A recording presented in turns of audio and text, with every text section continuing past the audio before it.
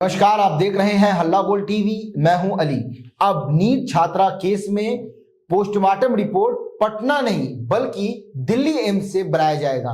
आइए इस पूरे मामले को विस्तार से समझते हैं, आखिर ऐसा फैसला क्यों लिया गया है। हल्ला बोल टीवी के संपादक दीपक शर्मा से। देखिए, पहले ये तय हुआ था जब पीएमसीएच ने जो शंभू गर्ल्स हॉस्टल में नीट की तैयारी कर रही छात्रा के साथ गलत काम हुआ और उसकी जान चली गई। इस मामले में पीएमसीएच ने जो पोस्टमार्टम रिपोर्ट दी, उस रिपोर्ट में लिखा हुआ था कि छात्रा के साथ गलत काम हुआ है जी। और कई तरह की चीजों का उल्लेख पोस्टमार्टम रिपोर्ट में था। इसके बाद पुलिस ने सेकंड ओपिनियन लेने की बात कही और कहा कि ये जो रिपोर्ट है इस पे हम सेकंड ओपिनियन लेंगे और हम पटना एम्स से फिर से पोस्टमार्टम रिपोर्ट तैयार कर देने को कहेंगे। इसके बाद ये था कि पटना एम्स फिर से रिपोर्ट तैयार कर देगा, दोबारा रिपोर्ट बनाएगा। लेकिन अब यह फैसला लिया गया है कि पटना एम्स में दोबारा पोस्टमार्टम रिपोर्ट नहीं बनाई जाएगी। दिल्ली एम्स में दोबारा पोस्टमार्टम रिपोर्ट बनाई जाएगी। और इसके लिए क्या क्या भेजा गया है दिल्ली एम्स, ये हम आपको बताते हैं। जो छात्रा की पूरी रिपोर्ट है वो पटना एम्स के बदले दिल्ली एम्स भेज दी गई है। नई पोस्टमार्टम रिपोर्ट बनाने के लिए विसरा, वेजाइनल स्वाब, टिश्यू, कपड़ा, बॉडी की वीडियोग्राफी, फोटो, खाने पीने, इलाज के दौरान डॉक्टरों की जांच रिपोर्ट, पीएमसीएच की ओर से जारी की गई पोस्टमार्टम रिपोर्ट, सारा कुछ दिल्ली एम्स भेज दिया गया है। और अब दिल्ली एम्स में ही यह रिपोर्ट फिर से तैयार होगी और उसके बाद पुलिस देखेगी कि जो पीएमसीएच की जो रिपोर्ट है और दिल्ली एम्स की जो रिपोर्ट है, इसमें क्या सिमिलैरिटी है या क्या चीजें अलग आ रही हैं।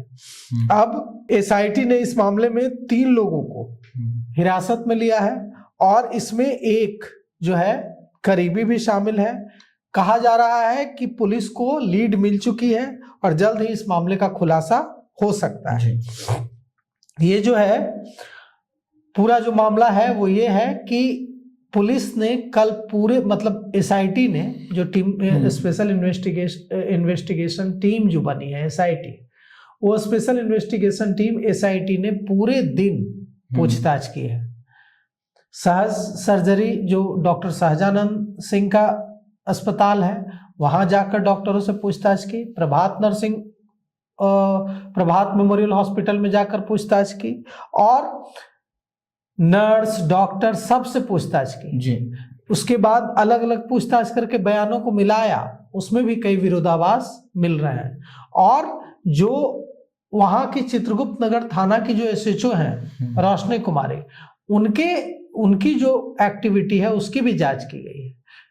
कहा जा रहा है कि वो जो खबर आ रही है उसके मुताबिक 3 दिनों तक वो हॉस्टल नहीं गई। 3 दिनों तक चित्रगुप्त नगर थाना या पुलिस की तरफ से कोई भी शंभू गर्ल्स हॉस्टल नहीं गया, न एफएसएल की टीम गई। ड्राइवर को भेजा उन्होंने, अपने प्राइवेट ड्राइवर को, और प्राइवेट ड्राइवर 3 दिनों के बाद जाकर डीवीआर लेकर आया जी। ये घोर लापरवाही की ओर इशारा करती है। और इसमें कई तरह की चीजें सामने आई हैं, जैसे कि पूर्णिया के सांसद पप्पू यादव ने कहा है कि मनीष चंद्रवंशी उर्फ मनीष रंजन जो जहानाबाद का रहने वाला है, ये एक रैकेट चलाता था और नेताओं और सफेदपोशों को लड़कियां भेजता था। अब पप्पू यादव से भी पूछताछ होनी चाहिए कि उनको ये जानकारी कहां से मिली, और अगर ये जानकारी है तो उनके पास और क्या क्या जानकारी है, और अगर उनके पास इस बारे में पूरी जानकारी है तो इस रैकेट को जितनी जल्दी हो सके, इस रैकेट से जुड़े एक एक व्यक्ति को गिरफ्तार करना चाहिए। उनको कहीं से जानकारी मिली होगी, वे सांसद हैं, जनप्रतिनिधि हैं, अगर उनको जानकारी मिली होगी तभी तो उन्होंने ऐसा कहा। तो जब उन्होंने ऐसा कहा है तो उनसे पुलिस को जानकारी लेनी चाहिए, जाकर समय लेना चाहिए और समय लेकर उनसे जानकारी मांगनी चाहिए कि आप बताइए कि आपको कैसे पता चला कि मनीष रंजन उर्फ मनीष चंद्रवंशी रैकेट चलाता है और बड़े बड़े नेताओं और बड़े बड़े सफेदपोशों के पास लड़कियां भेजता है, सप्लाई करता है जी।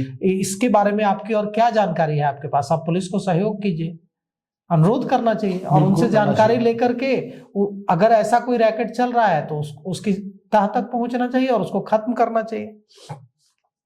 यह भी इस बात की भी जांच की मांग की जा रही है कि 15,000 रुपए की नौकरी करता था ये जो मनीष है, चंद्रवंशी उर्फ मनीष रंजन, और 5 साल में एक करोड़ों की बिल्डिंग बना लिया, करोड़ों का मालिक बन बैठा। एक अस्पताल में चतुर्थ वर्गीय कर्मचारी के रूप में 15,000 की नौकरी 5 साल तक करने वाला व्यक्ति ने कैसे, कहां से लॉटरी लग गई उसको, कहां से उसके पास इतने पैसे आए, इसकी भी जांच होनी चाहिए।